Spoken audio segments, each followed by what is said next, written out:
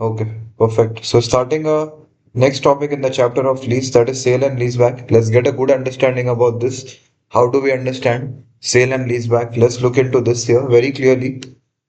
So on 1st January, blank sells an item of machinery to Fume. Okay, for this we will need in Excel. So bank sells something to Fume. Okay. So what happens here is blank is selling something to Fume.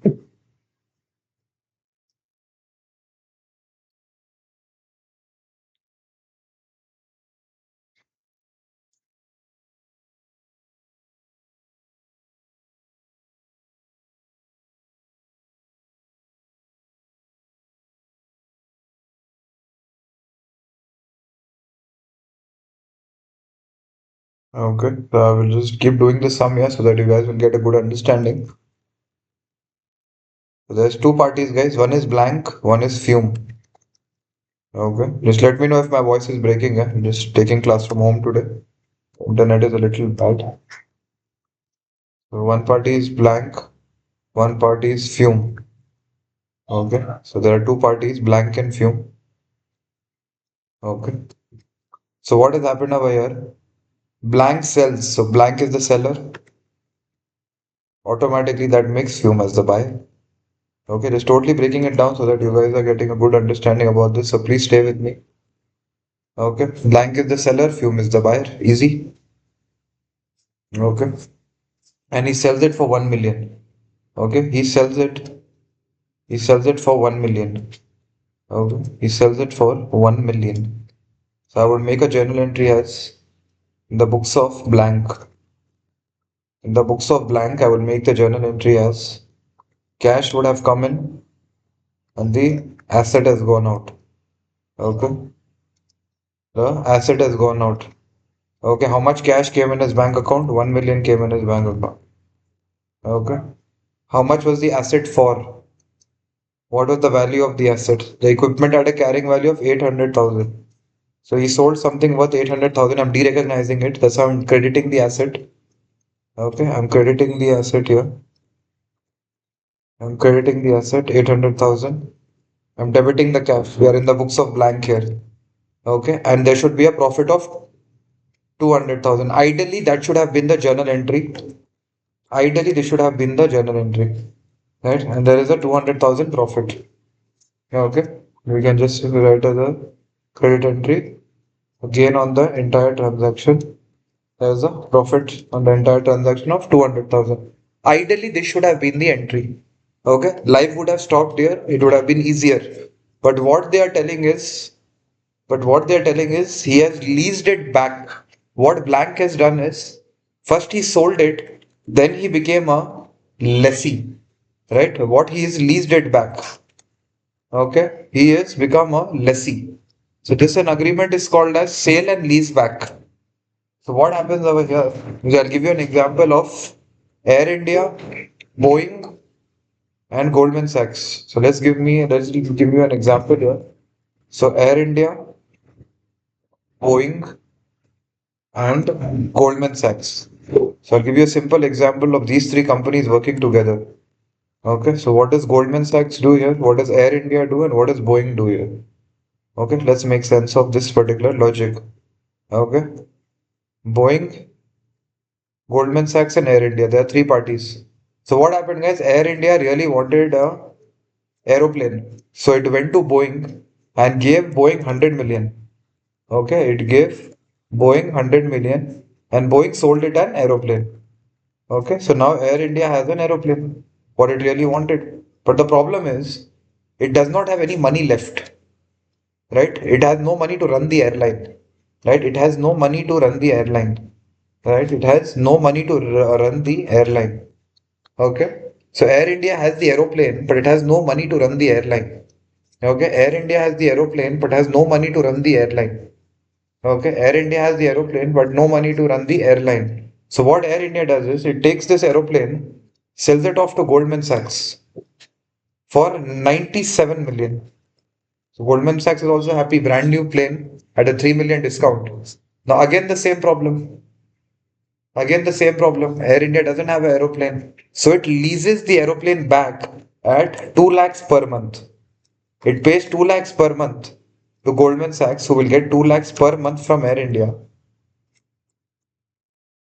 And now this aeroplane, it has leased it back here. So now Air India has 97 million also, right? And it has aeroplane also. Goldman Sachs has the legal papers of the aeroplane and 2 lakhs per month it gets from Air India. So this is called sale and lease back. So what has Air India done here? It has sold it, then it has taken it back on lease. And here what has Fume done? It has bought it and it has become a lessor. Seller lessee and buyer lessor. Seller lessee and buyer lessor. Okay, let's make sense of this example here. What has gone down here, Vedant? What has happened really here, buddy? What did Air India do?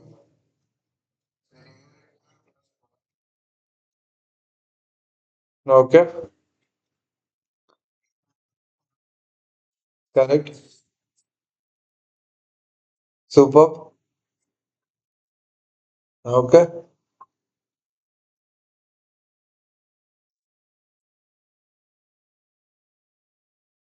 very good.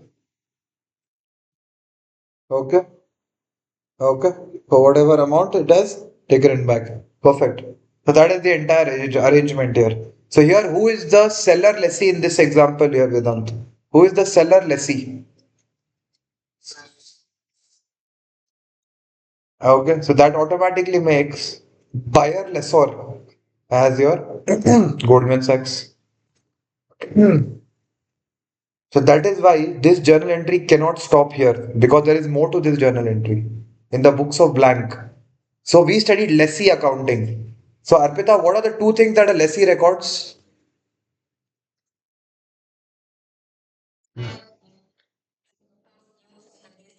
Very good. Absolutely right. So here blank, since blank is the lessee, he will also record a right of use asset and a lease liability as well. So in the books of blank, we will also record a right of use asset and we'll record a lease liability as well. So let's see at what amount. So they have told the present value of the lease payment is 650. They have already given us the lease liability. Okay, lease liability is already given. Okay, lease liability is already given. If you see in the bottom here, the present value. So remember present value of all the fixed payments. We calculate the present value of all the fixed payments. You remember we had done this sum here, right? Present value of all the fixed payments. Okay, not here.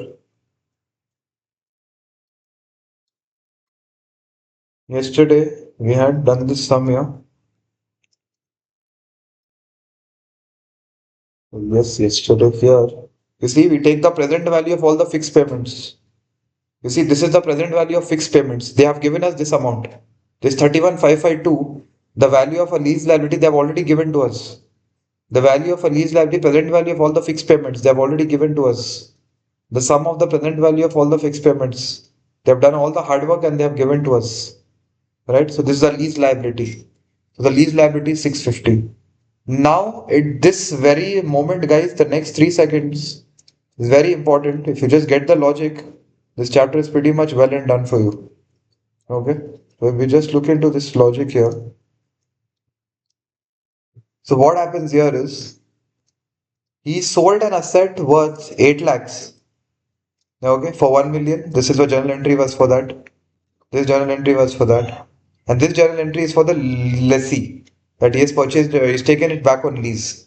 So, an asset that he sold for 10 million, he's taken back control worth 650, right? An asset worth 10 million, he's taken back the control worth 650, that much control is taken back. So, he has 65% control. He has a 65% control. Who? Blank.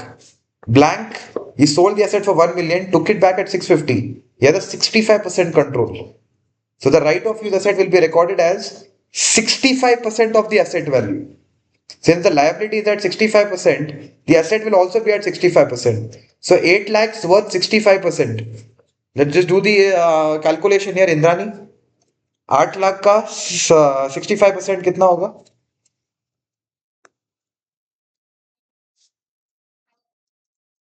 5,20,000. Okay. This is the most important step here, guys. Once again, I'm going to explain it.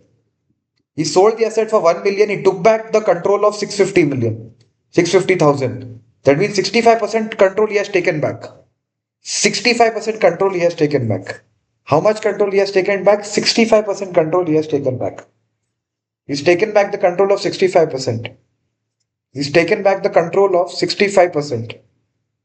Right? So that much only he will record the asset also. 65% of whatever asset is wrote off, 50%, 50, sorry, 65% of that he will record again. Now we will see, do we have an expense or do we have a net loss or a net profit? So we have the debit side, total debit side is around 1,520,000 and this is around 1450. So on debit or on credit, we will have a balance. So whenever we have a balance on credit, a balancing figure, it is a profit. In the whole transaction, we have an income. Okay, we have an income in the overall transaction, we have an income, right? Or we can say a profit. In the entire transaction, we have a gain, which will be a balancing figure, which will be a balancing figure. Overall, we will have a gain, which is a balancing figure. So the total is 1520 minus 1450. So I think 70,000. That's it. And that's the sum, guys. That is the sum. Okay. So here, right of use asset and lease liability. This was for the lessee because he's become a lessee again. So he has become the lessee again. And then overall, after these four transactions, we get a balancing figure. Totally standalone, we have a balancing figure. That is our gain in the whole transaction. That is our gain. Yeah.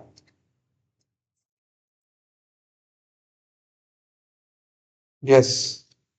So what we have done is, so here he had sold it for 1 million, right? So Fume had sold, Blank has sold the asset for 1 million and he took back control of 650. That means he sold at 1 million and he is again has a lease liability of 650. That means he's taken 65% control of the asset. I sold something to somebody. Just think about it. I sold something. I sold my laptop to, let's say, Cashify. On Cashify, I sold my laptop. They gave me the money. I gave them the laptop. Story should end there. But what has happened is I still have 65% control of that laptop. I have still taken that laptop on lease. And when can a lease happen? Then lease can only happen when there is control. So I have taken the control again. How much control I have taken? 650 is my lease liability. It's given in the question, what is the value of my lease liability? 650. But what did I sell the asset for? 1 million. 650 is the lease liability. Initially, how much did I sell the asset for? 1 million. So 650 divided by 1 million, 65% of the asset is still in my control. I still have control for 65% of the asset. So I will record the ROU as 65% of the asset value. I will calculate the ROU as 65% of the asset value, which is 520,000. So I'll use the lease liability and the cash to find the percentage and then I'll apply that percentage on the asset value. I will get the ROU. Okay. So initially I sold it. This was the sales entry. My asset was worth 8 lakhs. I sold it for 10 lakhs. This is easy. My asset was worth 8 lakhs. I sold it for 10 lakhs. My asset was worth 8 lakhs. I sold it for 10 lakhs. My asset was worth 8 lakhs. I sold the asset for 10 lakhs. My asset was worth 8 lakhs. I sold the asset for 10 lakhs.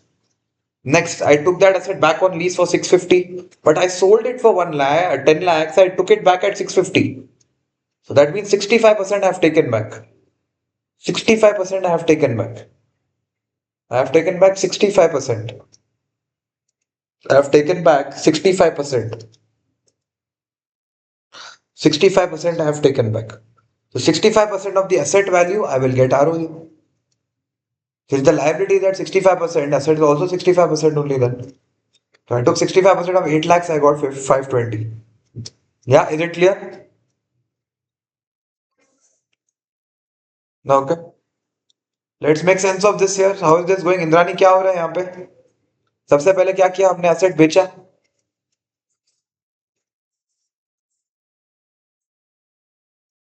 Very good. Very good, asset का value 8 lakh था, मेरे को मिला 1 million, super. ठीक है फिर।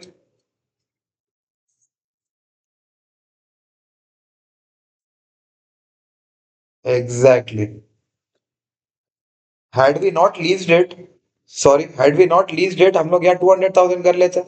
Credit profit और credit gain, credit gain 200,000 हम लोग फिर भी कर लेते।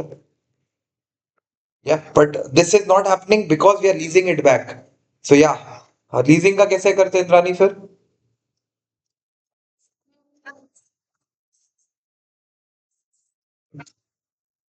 Okay.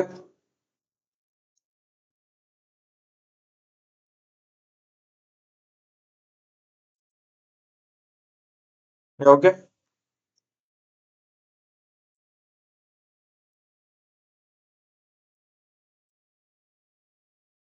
Okay.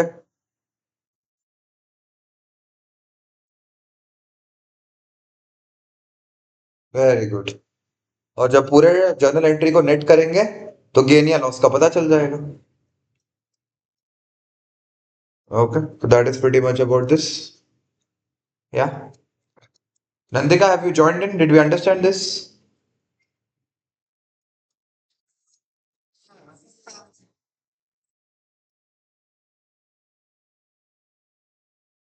Uh-huh.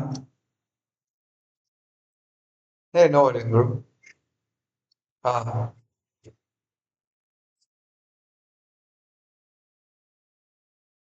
Yeah, it is similar. Yeah, it's right. Uh-huh. Uh, uh. Right, right. So, if you look at it, this is giving us percentage completion. We used to calculate how much percent is completed. We had this question in revenue that we were doing input output method. In that input method was again we had looked on. We used to use the cost. So we used to calculate the percentages there.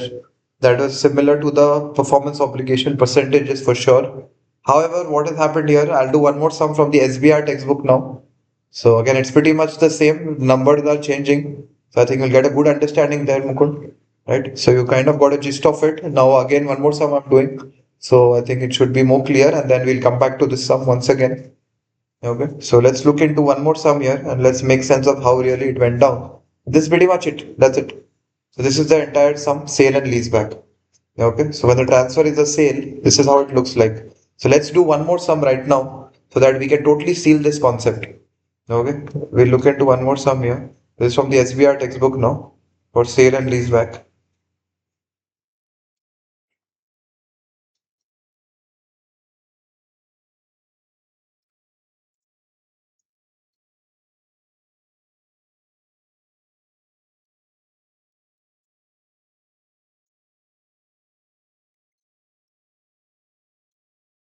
Okay, so let's make sense. Keeping everything the same. Okay, only SBR has one thing extra which I'll take it through you guys tomorrow. But just the base, I wanted to set it up so I don't waste time on this. Just the change I will show you. Okay, so let's make sense of this here. Same sum, guys, literally the same. Only the parties change, literally everything else stays the same. So you'll see how that works out. Painting sells for 3 million. Okay, who has sold instead of blank now, or maybe I'll keep this. Let me just do it. I'll do this in the SBR file, maybe. Yeah, Vishnu, my man, do we have a question, buddy?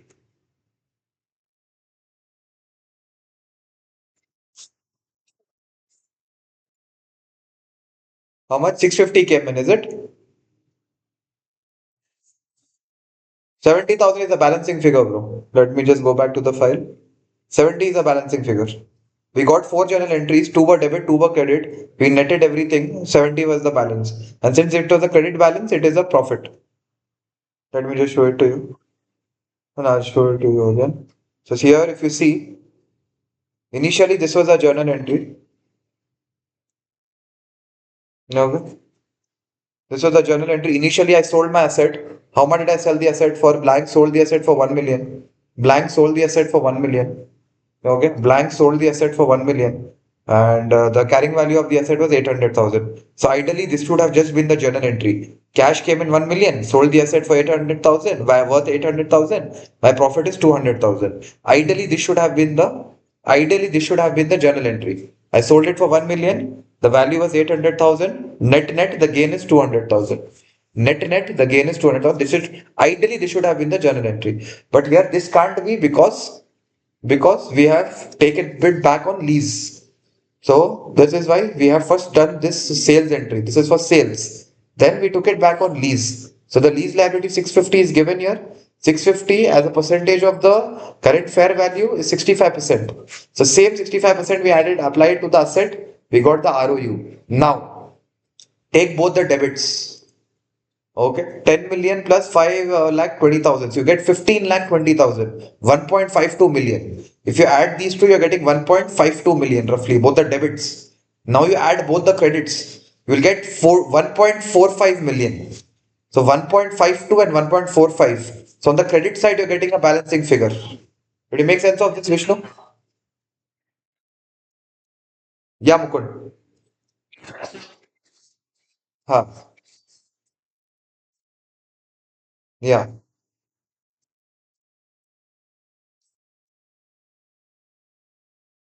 I'm taking it.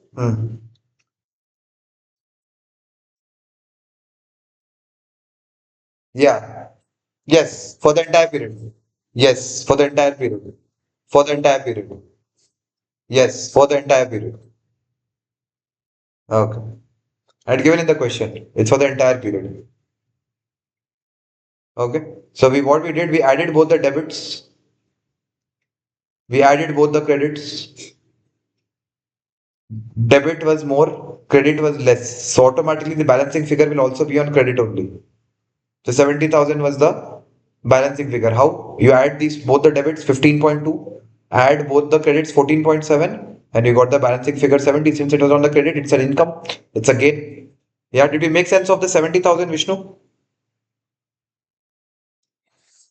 Okay. Now let's just do an exact same sum. We'll just do it on the SBR file here. Let's just do the exact same sum. Probably I'll just copy a few things from there to make my life easier.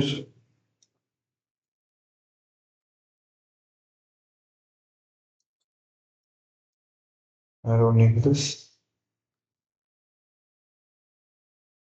Okay, going to the SBR file. Let's paste some things here and let's get the textbook of SBR.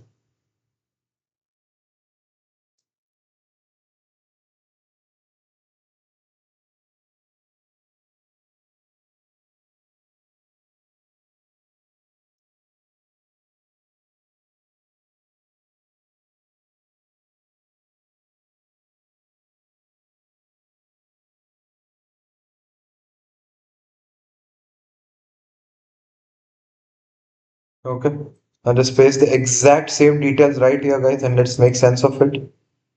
Oh, my honest. Okay, fine. Okay, let's make sense of the sum now. The exact same details here. Let's look what's happening really. Why did this come here? ठीक है, चलो. So now we have two parties here, guys, doing the SBR sum. Okay, it's pretty much the same, guys. So there are two parties here also. Party one is painting. Party one is called painting. Okay. Party two is called collage. Okay. One party is painting. One party is collage. Talking about painting. Painting sold the asset. He's the seller. Okay. Painting sold the asset. And in the books of painting, we are looking into here. We're looking into the books of painting here. So painting has sold it, first of all. So painting had sold it. How much has he sold it for? He's the seller. He sold it. Painting is the seller. He has sold it. How much has he sold it for? He has sold it for 3 million. So as cash, I will put 3 million. Easy. He sold the asset for 3 million. He sold it for 3 million. What was the value of it? The carrying value was 1.2. He made a good profit here. The carrying was 1.2. Okay. The carrying is 1.2. Ideally, you should have just recorded 1.8 million profit. Ideally, you should have just recorded a 1.8 million profit. The value of the asset was only 1.2,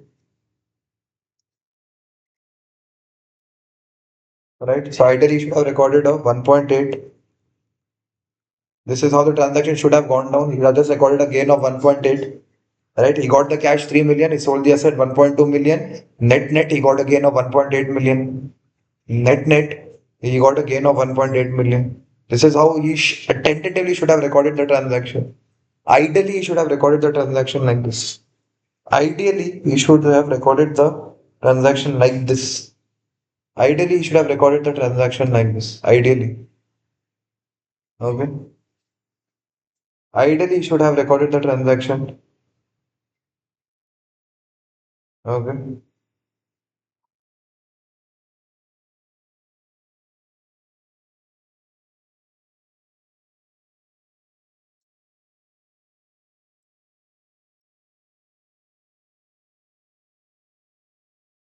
Okay.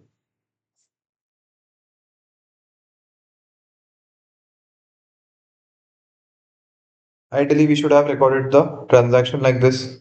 3, we remove 1.2, we got 1.8. Right? Cash, credit the asset, and we got the gain 1.8. Okay. This is done here.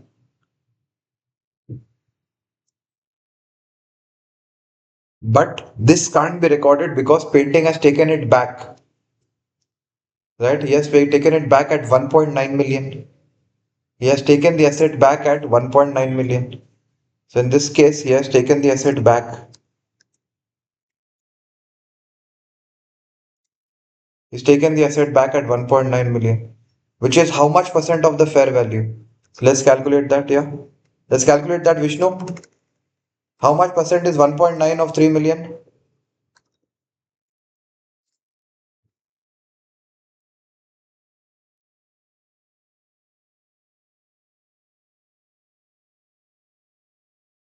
19, 1, 2, 3, 1, 2, 3, 1, 2, 3, 1, 2, 3, 1, 2, 3, yeah. Yeah, Vishnu, can you hear me, buddy? Okay, we'll pass it on here. Let's make sense of this here. Dikshita, how much percentage is it? How much? 63, is it? Okay, we'll take it as roughly 63%. Yeah. So now let's calculate 63% of 120,000. 1,200,000. Let's take 63%. How much is it, Dikshita here? Same percentage applied to this.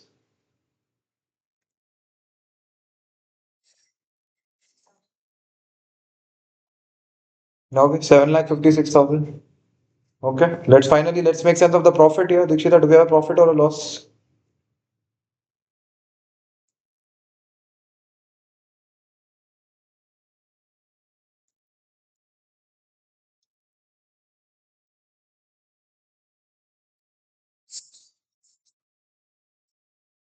See, this is 3.1. This is not 3.1 yet, is it? So you add these two, you're getting 3.1. So you add these two, you're getting 3.7. So I think we have a loss here.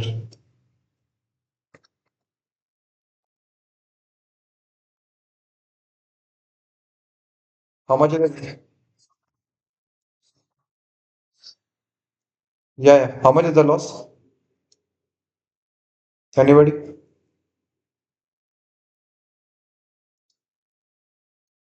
Yeah, Mukund, do we have a question?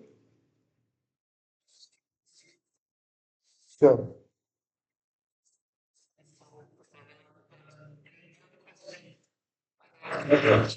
Ah, ah,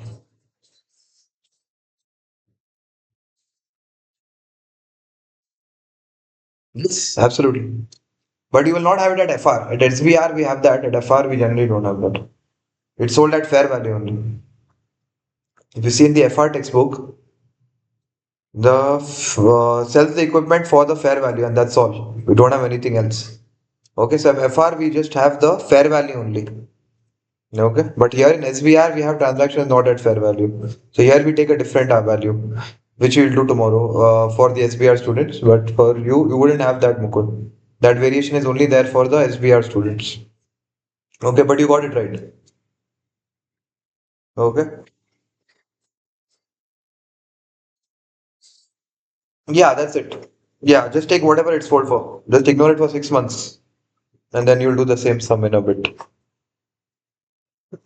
Okay, you got it right. Yeah. Gain is it? Yeah, 3.1. 3.1, 3.7. Fair enough. Right. You're right, Vedant. Sorry, my bad. So this is a gain here. Yeah. 656 is it? Okay. Perfect. So this is your gain.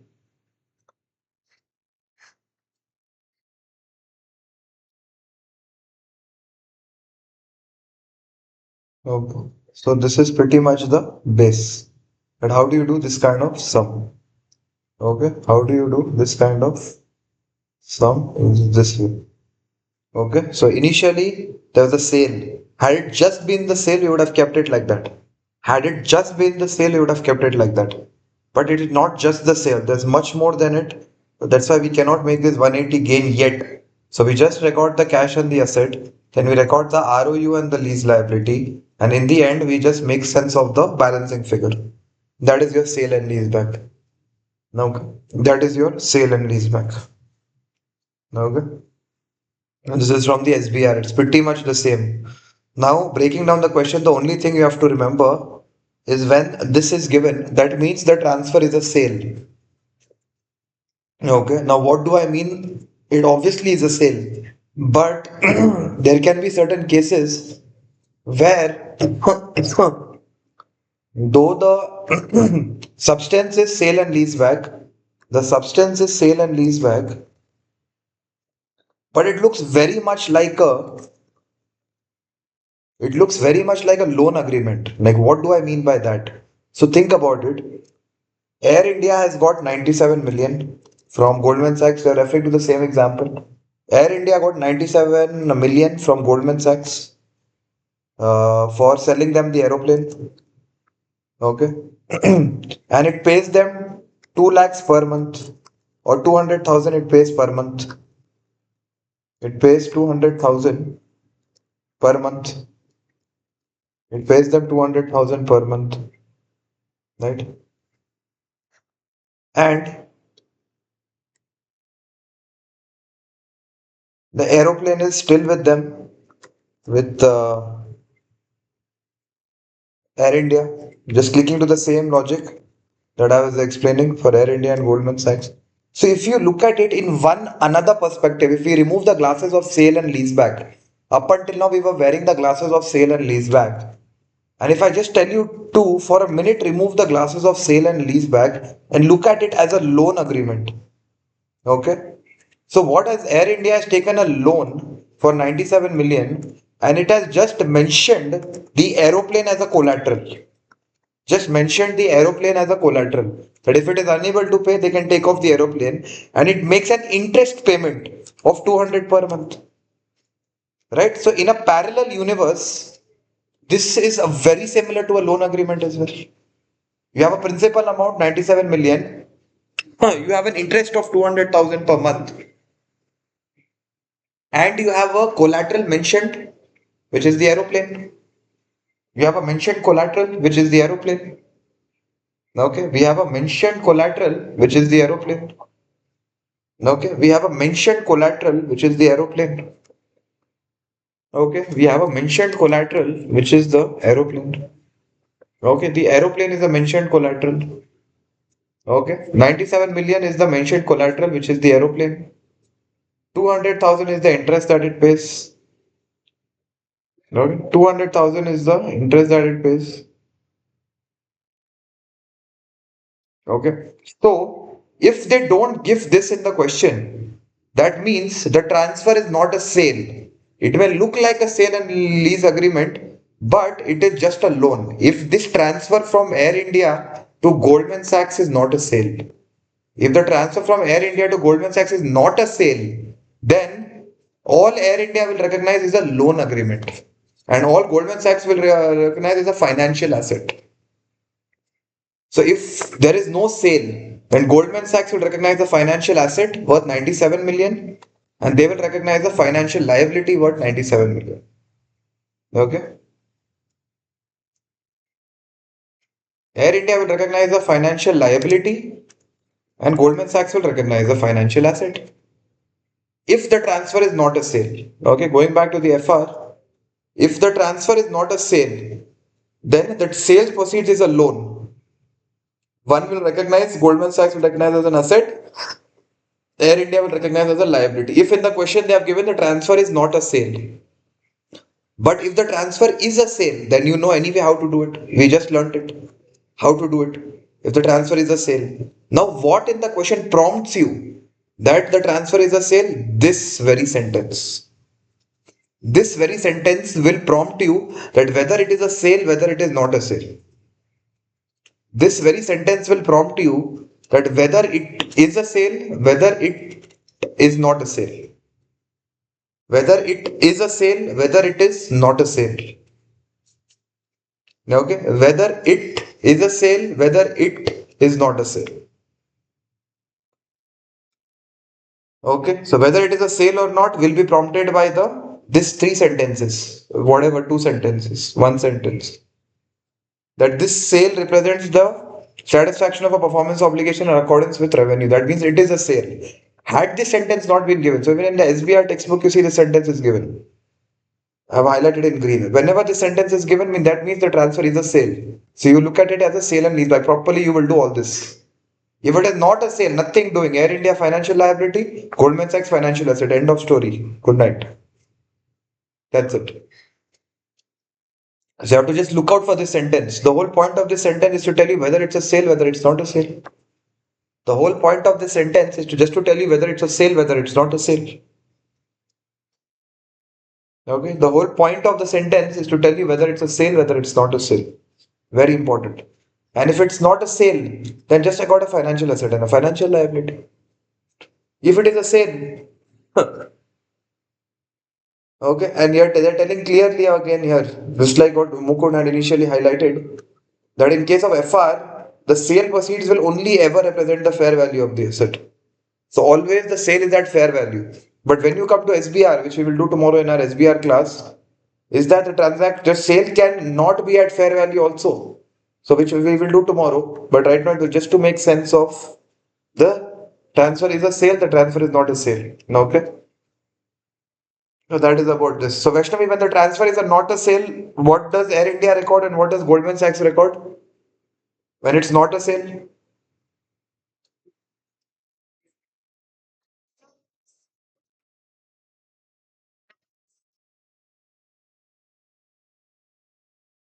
Air India will record it as a loan because they have taken 97 million.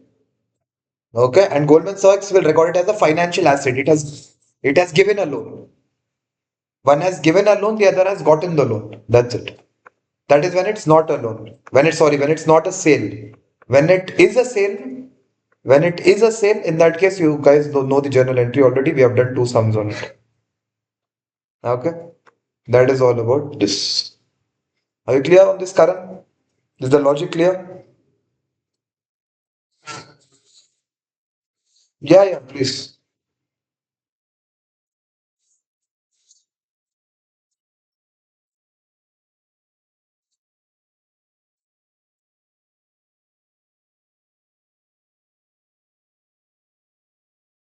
Say, I've never seen a question like that.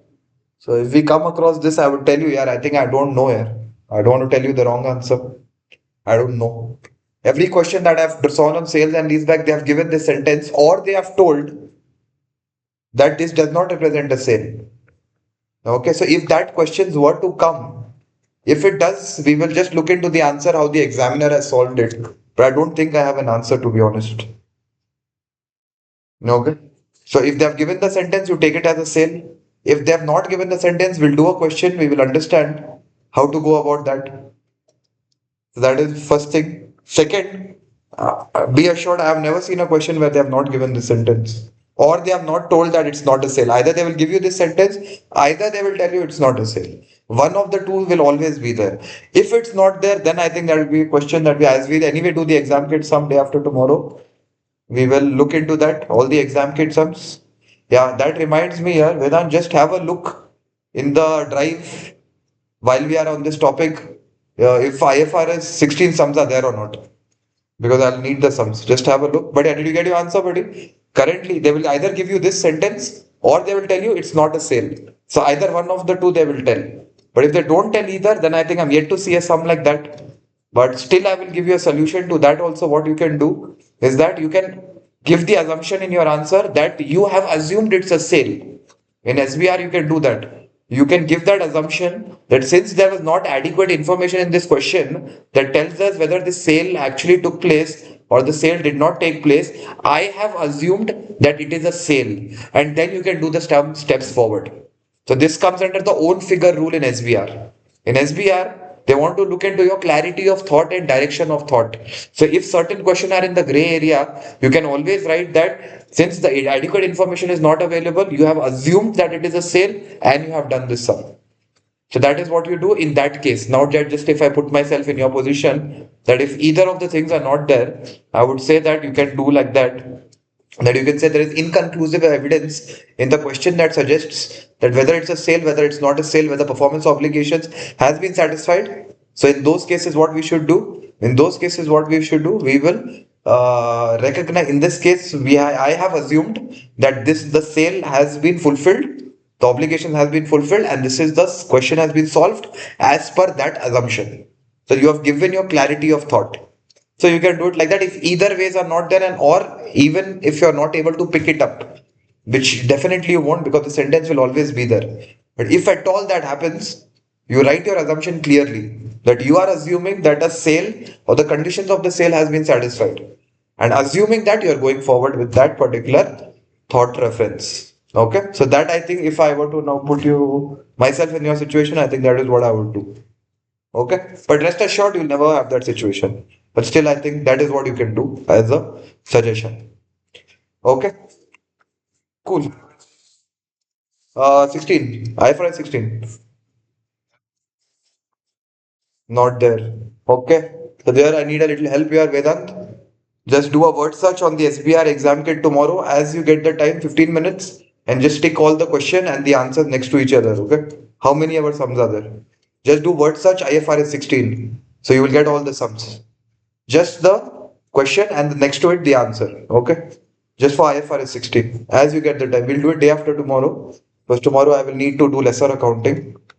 Okay, just keep it in mind. I'm telling you so I know it will.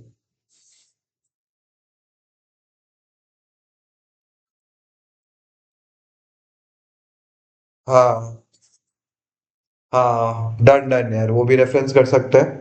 तो उसमें क्या है, सारे question नहीं आएंगे उसमें, बस जो पिछले 6 अटेम्प्ट में आए हैं ना उन्हीं का टिक मार्क है. तो अगर कुछ और नहीं मिला तो पहले वो कर लेंगे, उसके बाद बाकी सम्स भी कर लेंगे. ठीक है. ऊपर जैसे अगर आप देखोगे उस टेबल में वो डेट्स दिए हुए रहेंगे ना, अटेम्प्ट के नंबर्स दिए हुए रहेंगे. तो वो खाली उन अटेम्प्ट में जो क्वेश्चन आए हैं उन्हीं का समराइजेशन है. पर एग्जाम किट में और भी क्वेश्चंस है जो शायद उन अटेम्प्ट से रिलेटेड नहीं है बट एसबीआर में आए हुए हैं पहले भी, अदर देन दोज अटेम्प्ट्स. तो अगर उसमें भी कुछ है तो पहले वहां देख लेते हैं. But as you correctly told के मोस्टली वही वाले क्वेश्चन होते हैं जनरली, और कुछ मिलता नहीं है कभी कभी. बट देख लेते हैं, मिला तो मिला, नहीं तो वो टेबल के हिसाब से कर लेंगे. ठीक है. पर कितने दिए हुए उधर Harshita, how many questions are there on the table lease में? Just curious. Oh, that's good, yeah. I think 6 questions are really good. So I think we can follow that. So Vedant, you can finish off those 6 questions, bro. Other than that, just to check, just tell me if there were any other questions also. So we might take it up later when we'll revise. But I think if 6 questions are there, you can just. I think your life, your work has been cut off. Yeah. Okay. If two are there, then we'll do a word search. Okay. We'll do a word search and then just pick the questions, take the question and answer. You know how to go about it. बस वो एक ready रख लेना for SBR. Okay, great. हाँ हाँ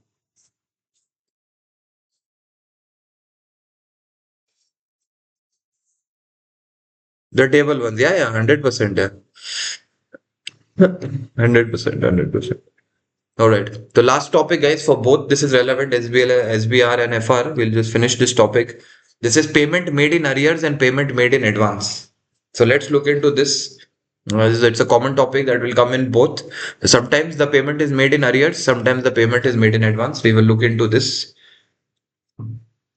So I will first give you a reference of a sum, what I mean when it's paid in arrears and what I mean when it's paid in advance. So first let's look into a reference of the sum. So if you look here as a reference to the sum, you see an amortization table is made like that, right? We take the lease liability, we had studied this yesterday. We increase it by the interest percentage. Where does this amount go, guys? Anybody? In the FR students, please.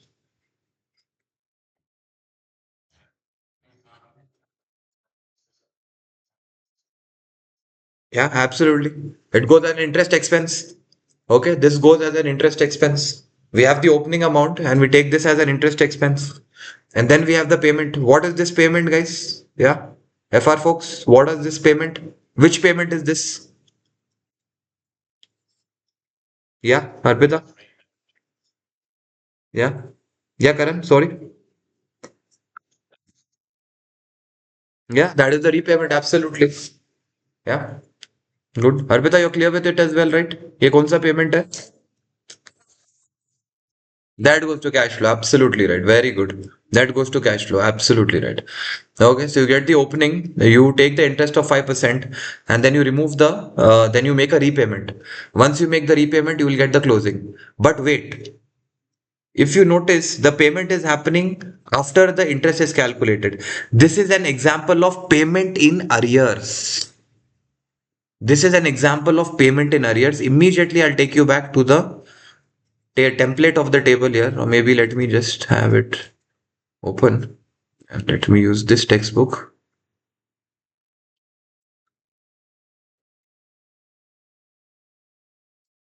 Yeah.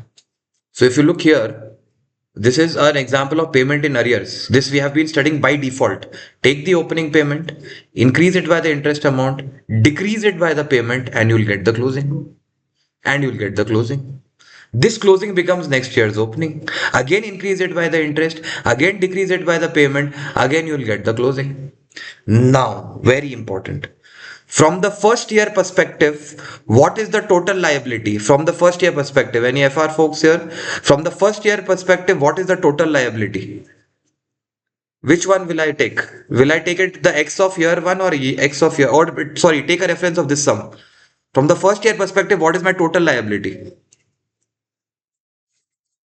23,130. Absolutely right.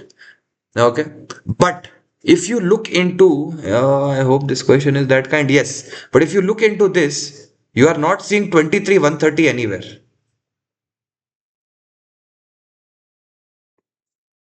If you see the final answer, there is no 23,130 here. Because obviously, yeah, the reason being what, guys?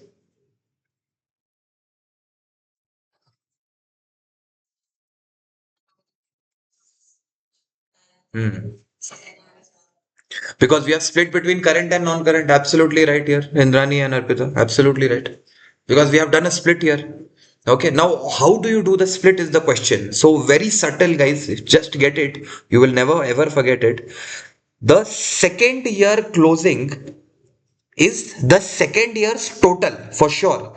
But the second year total is the first year's non-current.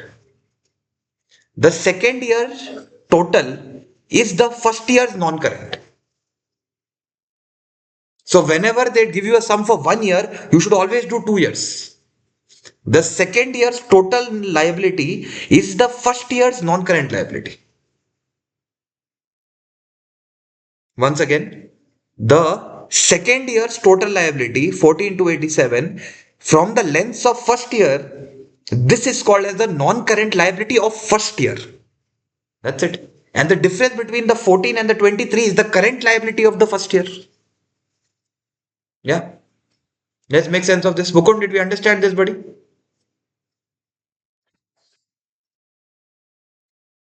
The second year's total is the first year's non-current. That's it.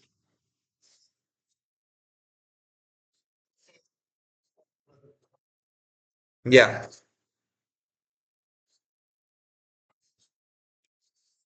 Yeah. Yes.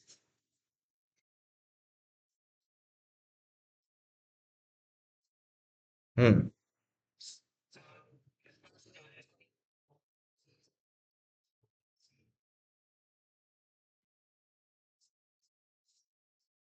Hmm. Okay. Mm. Sure. So see, what I would tell you, just as a way to remember, don't look at it from an accounting logic. Just look at it from a presentation logic. Just for this one, just look at it from a presentation logic. Presentation logic is second year's non-current is just second year's total is first year's non-current. That's it. Second year, whatever total we have, second year's total is 14 to 87. It is first year's non-current. Now, question for all the FR folks. If they asked me second year's non-current, how would I go about it?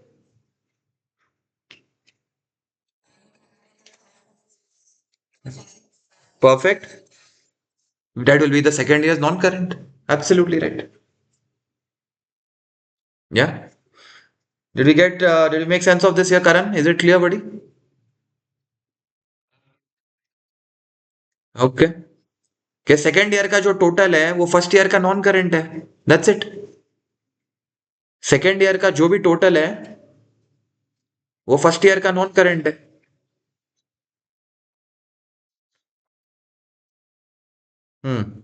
फिर नहीं नहीं एकदम ठीक है now coming back to from an accounting logic also okay now looking at it from an accounting logic so what happens is next year's total liability will be 14 this year's total liability is 23 okay this year's total liability is 23 next year's total liability is 14 that means 8000 इस साल पे हुआ है रफली है ना अगर आप दोनों का डिफरेंस देखो इसका मतलब इस साल कितना पे हुआ है 8843 है ना वो इस साल पे हुआ ना तो वो इस साल का करंट हुआ if you think about it पहले साल के एंड में आपको 23 पे करना था दूसरे साल के एंड में आपको 14 पे करना था ठीक है मतलब दूसरे साल के दौरान आप 8 पे करोगे फर्स्ट ईयर के एंड में आपको 23,000 पे करना था फर्स्ट ईयर के एंड में सेकेंड ईयर के एंड में आपको 14,000 पे करना था सेकेंड ईयर के एंड में पर क्या मैं बोल सकता हूं सेकेंड ईयर के दौरान आपने 8,000 पे कर दिया तभी आखिर में जाके 14 बचा है I you with me on that पहले साल के एंड में 23 पे करना था आखिरी साल के एंड में 14 पे करना है बोल रहा है तो ये तो अब अगले साल कैरी फॉरवर्ड हो रहा है तो सेकेंड ईयर के दौरान आपने 8,000 पे कर दिया तो जो आपको सेकेंड ईयर के दौरान पे करना पड़ेगा वही तो फर्स्ट ईयर का करंट लायबिलिटी होगा फर्स्ट ईयर का करंट लायबिलिटी क्या होगा फर्स्ट ईयर के एंड में जो आपको सेकेंड ईयर के दौरान पे करना है अगले 12 मंथ्स में पे करना है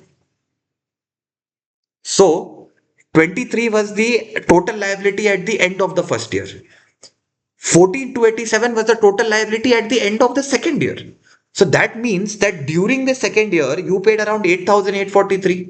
Then what you paid during second year, that is the current liability from the perspective of the first year. Because wait, next 12 months, you have to pay 8,843. You have to pay 8,843 within the next 12 months. So from the first year perspective, 8,843 is the current liability because you have to pay this payment within the next year. Okay क्योंकि आपको 8,800 thanks bro it's got a long pause ठीक है so that amount you had to pay within the next 12 months ठीक है वो amount within the next 12 months you have to pay तो इसीलिए वो अपने आप करंट लायबिलिटी और करंट लायबिलिटी का मतलब ही ये है कि अगले 12 महीने में आपको क्या पेमेंट करनी है तो अगले 12 पेमेंट में आपने 8,000 चेंज पे करना है ठीक है तो फर्स्ट ईयर के एंड में आपको कितना टोटल पे करना था? 23,000 बचा हुआ था जो अब आप फ्यूचर में पे करोगे। सेकेंड ईयर में कितना बचा हुआ है जो आप फ्यूचर में पे करोगे? 14। इसका मतलब रफली 8.5 आपने सेकेंड ईयर के दौरान ही पे कर दिया। तो जो भी सेकेंड ईयर के दौरान आपने पे करना है वो फर्स्ट ईयर के पर्सपेक्टिव से तो करेंट ही हुआ, क्योंकि अगले 12 महीने में आपको इसको पे करना है। So by that logic 8,843 is the current liability, क्योंकि ये आपको सेकेंड ईयर के दौरान पे करना है। या we able to make logic on this buddy from an accounting point of view? ठीक है, तो जो भी सेकेंड ईयर के दौरान पे करना है वो फर्स्ट ईयर का करंट लायबिलिटी हो गया, और जो 12 महीने के बाद भी आप आराम से पे कर सकते हो वो आपका नॉन करंट लायबिलिटी हो गया फर्स्ट ईयर के पर्सपेक्टिव से। That's it. So that is our logic here, and that is pretty much about the first part of how do you make sense of non-current liabilities and current liabilities. Okay, Shlok, did we make sense of this, buddy? Non-current and current.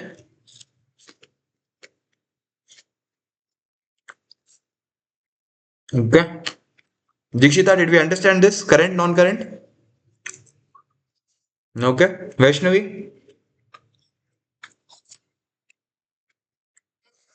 Okay, Vishnu, did we pick this, buddy?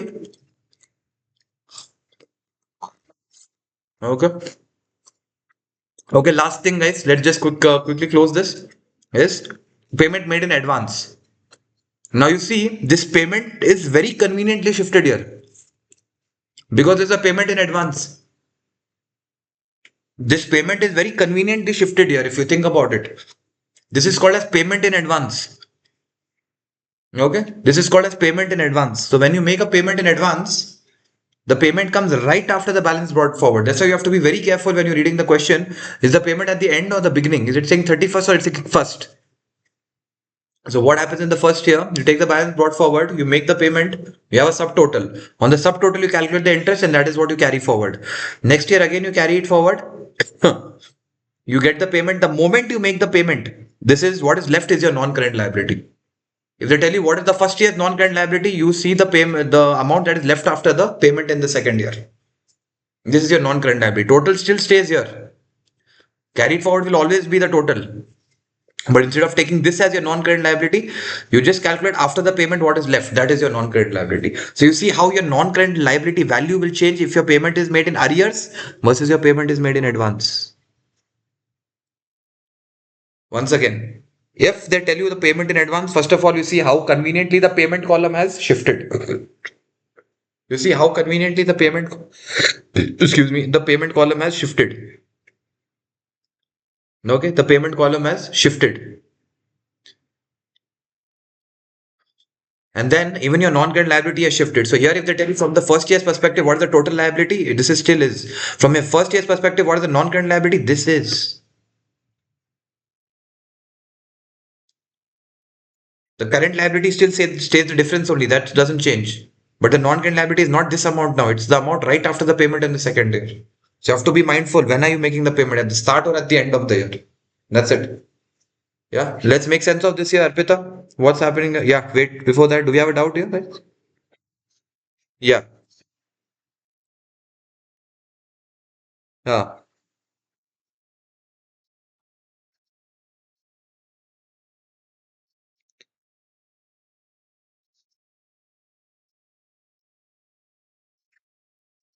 Yeah. Yeah. Yeah. Yeah. Yeah. Correct. आप ऐसे देखो कि 12 महीने के cycle में आपको interest एक ही बार पे करना है किसी भी लोन पे, है ना? 12 महीने के साइकिल में आपको एक ही बार लोन इंटरेस्ट पे करना है। तो आप जब एक ही साल का कैलकुलेट करो तो उसमें दो इंटरेस्ट नहीं आ सकता है। ओके, तो first is that logic that just totally keeps you at a clarity that एक 12 मंथ साइकिल में I can not add to interest. Okay, so whenever we take an EMI, we take a loan, we take anything on an annual basis, we had pay only one interest. So that is the first thing. Second year, total liability निकालने में भी हम लोग एक ही payment consider करेंगे। एक payment एक interest, एक पेमेंट एक इंटरेस्ट, फिर हमारा क्लोजिंग आ जाएगा। सिंपल सी कहानी है।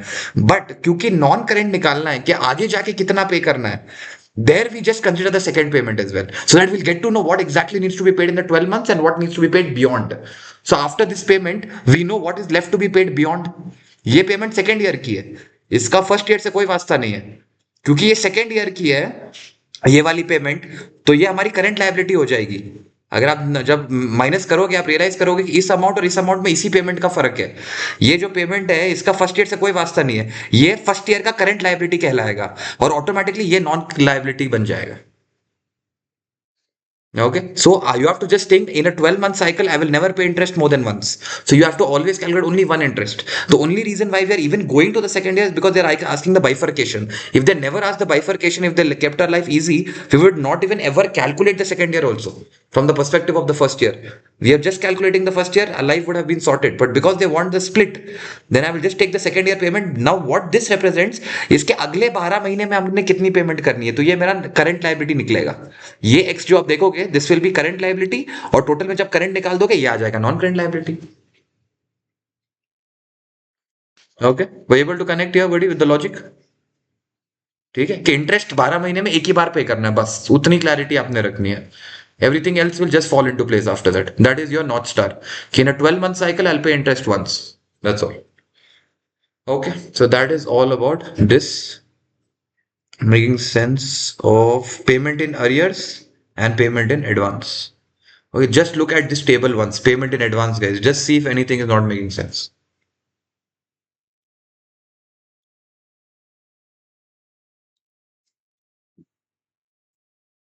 You know your payment because it says in advance, it comes here. You got your subtotal, you calculate the interest, you got to carry it forward. That is the 1 year story. Your life would have just stopped at that, but because they want a split, you go to the next year. You see the payment of the next year, that is the next year payment that you will have to make. So that's your current liability from the perspective of first year. And whatever is left other than that is your non-current liability from the perspective of first year. Yeah, Vedant, are we clear with this, bro?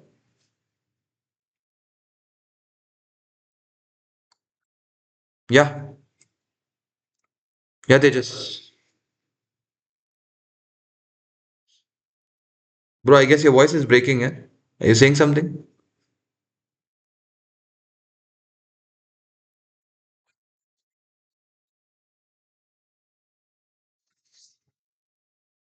Uh, yeah, do we have a question?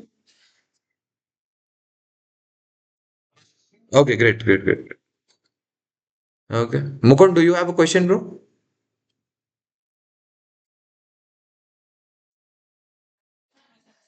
Yes, sir. All good? Yeah.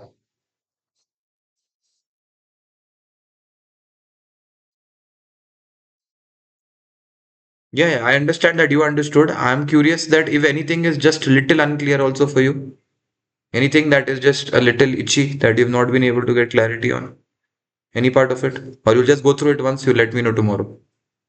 I think you've understood it. Uh, Yeah, sure. But if there's anything, just let me know. Okay. So we will continue this. Okay, so this is pretty much, guys, from the FR perspective. We are pretty much done on this. We just have exam kit sums and mid-year entry. So we will close this.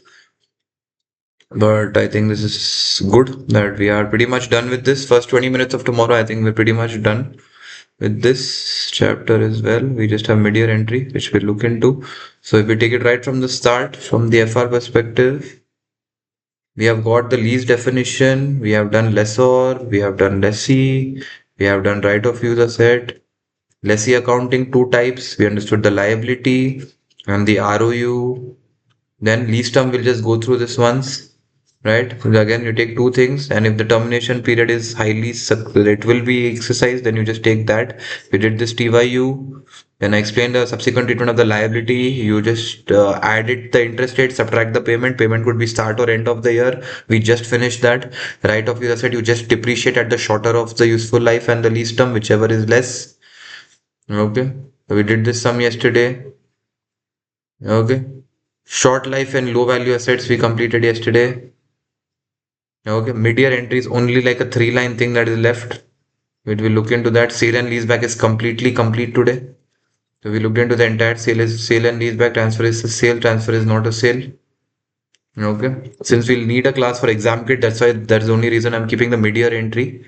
Else I would have done it because we'll anyway need one session more just to make sure we finish all the exam kit questions immediately as we have done the topic.